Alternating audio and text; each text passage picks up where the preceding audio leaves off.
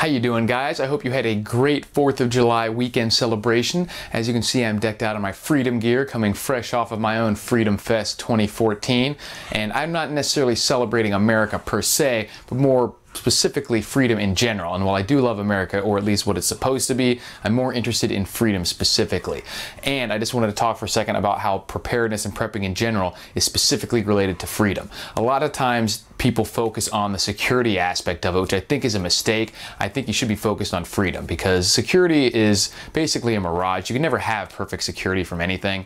And no matter what kind of systems you have set up or what kind of preparedness, you're always going to be at risk for some things. There's nothing you can control 100%. So you're always going to have dangers in your life. But what you should be preparing for is for freedom. Because when you think about it, if anything that can destroy you controls you, as the saying goes. So if you have a job and losing that job would destroy your way of life, then you're a slave to that job. That job controls you. If you have electrical appliances and electricity and all sorts of things like that run your life on a day-to-day basis, and losing all that would destroy you, then that controls you. Then you're a slave to those appliances, to the electricity, and to any company, entity, or law that could take that away from you. You basically have to do whatever they say. You're a slave to them.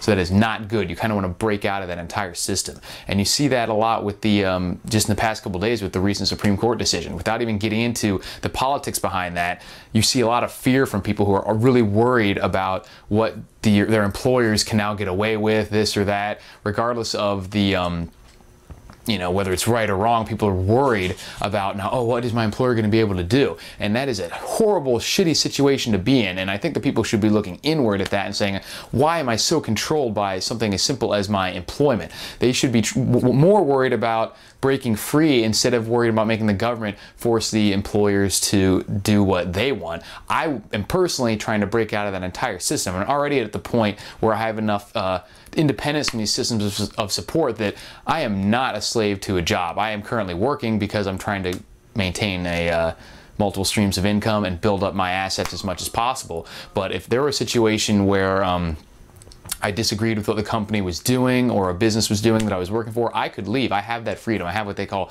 fuck you money. And while I don't have a lot of money, I have enough that I am not a slave to any job that I might have, which is awesome. And it's a great feeling, and it's something that I think everyone should work towards.